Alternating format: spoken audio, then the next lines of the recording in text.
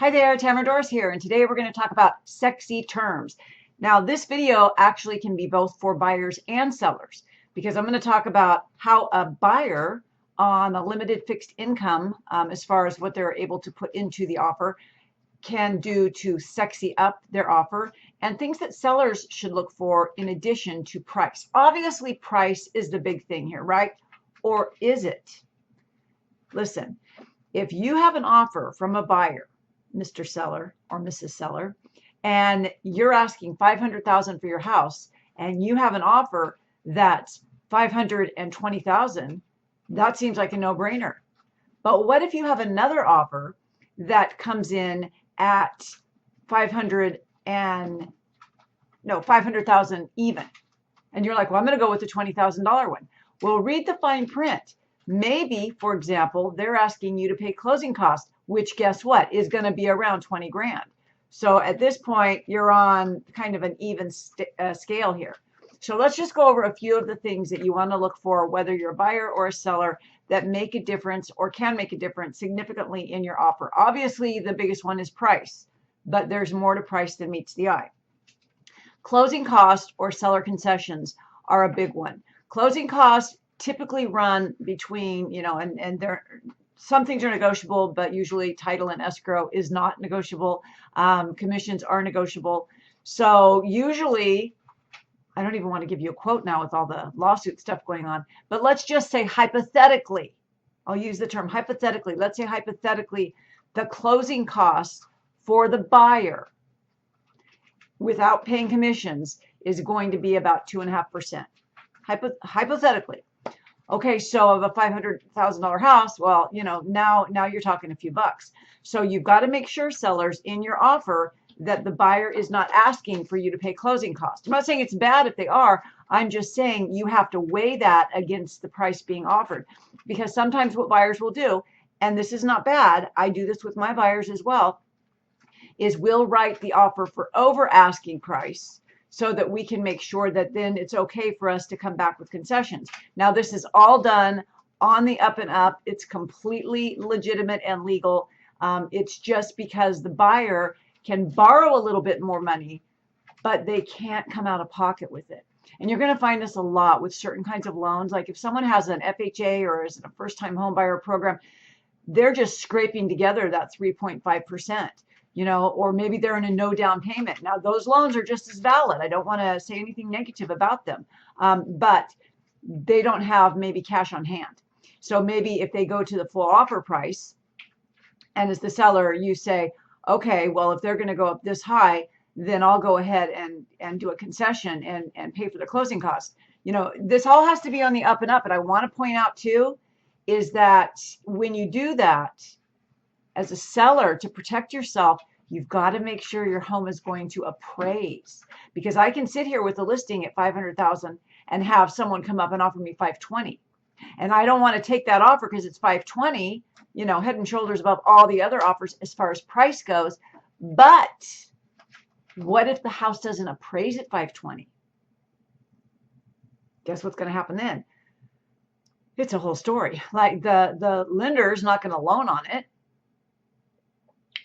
If it's an FHA loan, that valuation, that appraisal price sticks with the property for 6 months. So it's a whole story. We don't want to go there. That's not what this video is about. But just understand, you want to make sure that if you get a price that's well above what you're asking, that it's going to appraise. Now, one little caveat to that, which, back in 2008, 2010, no, more like 2012, when things were a little bit hot and heavy, we would have buyers in their offers say if they're willing to come out of pocket, should the appraisal be different than the valuation.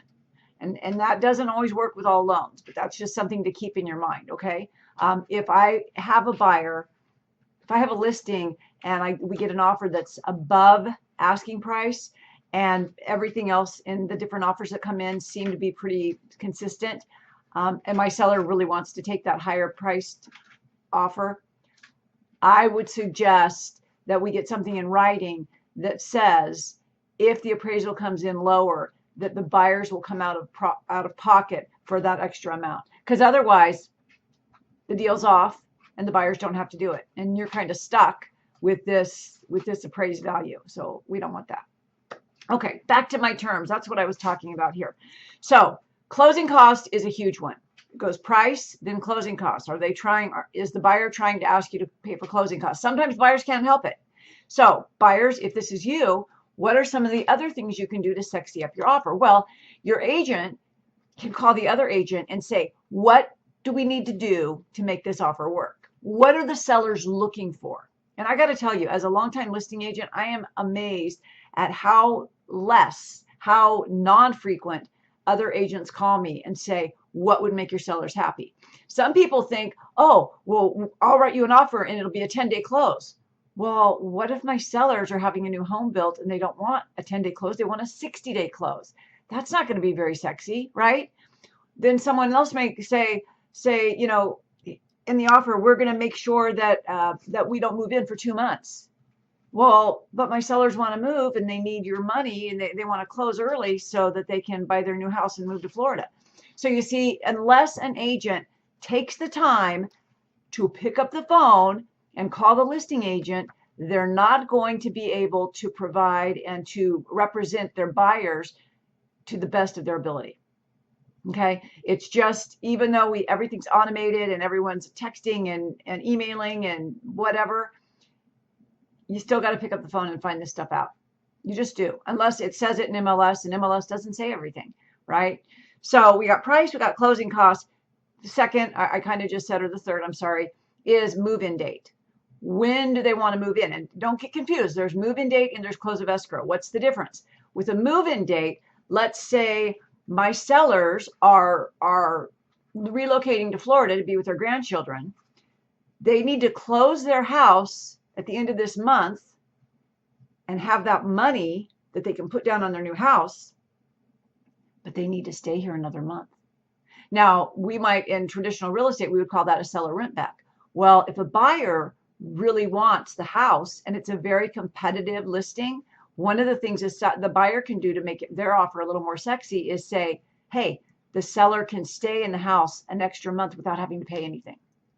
Okay, that if I was a seller and that was my situation, that would be a sexy offer to me, because, hey, I can stay here for free and I can still get the money and close my property in Florida.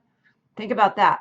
So date of closing is when the new buyers own the house, and it's when the sellers get paid. But there's another option in the residential purchase agreement, which is move-in date.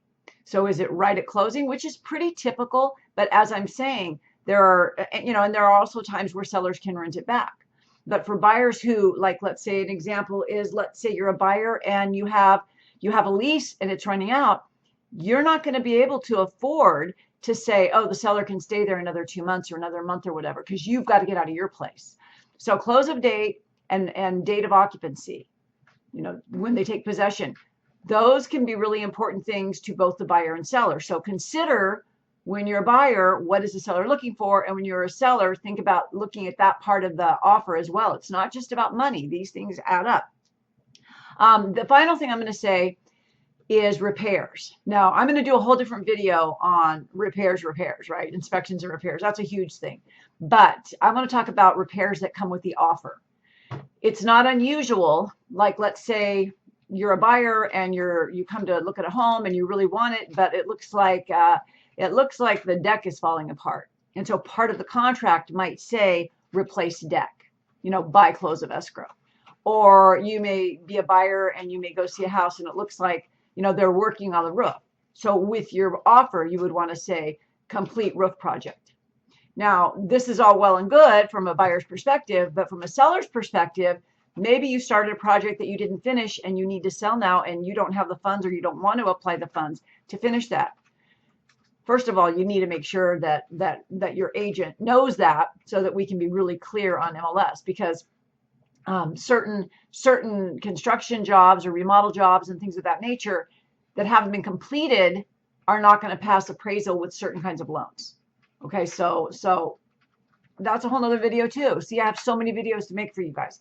Anyway, just make sure that if you are thinking of doing some construction or remodeling, that you have it in, it's going to be finished by the close of escrow, because otherwise that will come up. But If you're a buyer and you're just thinking, well, we really want this house, but they need to put that fence up, or they need to fix this, that might go in the offer. So as a seller, you really want to look at all the details of the offer, because there might be things that you're like, no, I'm not going to put another penny into this house. Okay, so that's important. Everything's negotiable, which is the good news. You got to get the main things at least in the ballpark, like price, close of escrow. Those things are who's paying closing costs. Those are like what I would call the three big things. I know that I said that repairs are going to be my last, but I want to add one more thing in, and that is what stays with the property and what goes. I'll give you two examples. What's very common is people have these new $3,000 stainless steel refrigerators. A lot of times sellers want to take those. Sometimes they're custom for that kitchen, and it will be very hard for the buyer to find another one that is that size. So a buyer might write it in the contract, and or the seller may not be willing to part with it. I'll give you one example. I had a home listing in Pollock Pines, and she was taking the refrigerator with her, and I put that in MLS, but the buyer's agent failed to put refrigerator goes with the house. He didn't put it, so of course it didn't go anyway, but the buyer thought that it did. So that agent had to come out of pocket and pay for a refrigerator. Not fun. So be really, really clear on that. And that's like not in the main part of the contract. So you're going to want to look for that. What do they want to keep there? You may have something, for example, another case I can think of. I had buyers that were buying a home in Citrus Heights, and they did not want the Doughboy pool. These were retired people. They were in their 70s. They didn't want a Doughboy pool in their backyard, an above ground pool. So part of the contract that I wrote said pool will be removed by the close of escrow. They accepted the offer. Everything was great. Guess what? Close of escrow comes. I go to give them the key. Pool's not gone. Okay. So we worked with it, and they did some compensation, and it took them like 2 weeks to come and get it. But the agent just failed to tell the sellers, because the sellers weren't living in the home. It had been vacant. They failed to say, oh, you have to have this pool gone. So that was like, these are the things I'm talking about that can just be like, go wrong and go crazy. So that is, in summary, you're always going to look at your price, closing cost, big deal, close of escrow date or close of settlement if you're back east, move-in date can be super important, repairs that may be needed to be made before the close of escrow with the purchase agreement. More repairs are going to come up later, guaranteed. And then what stays and what goes with the property. So hope you found this useful. Hope you subscribe to my channel. A couple times a week, I'm going to be bringing you updates in just everything that has to do with real estate. Some of it will be Sacramento or Carmichael specific, but a lot of it will be just general real estate stuff that, as a professor for 20 years and a practitioner for 30 years, I can't keep to myself anymore. So hopefully it's educating and fun for you. If you'd like to talk to me about buying or selling a home in the Sacramento area, you can just text me below, and I would love to work with you. Have a great day. Thanks for watching.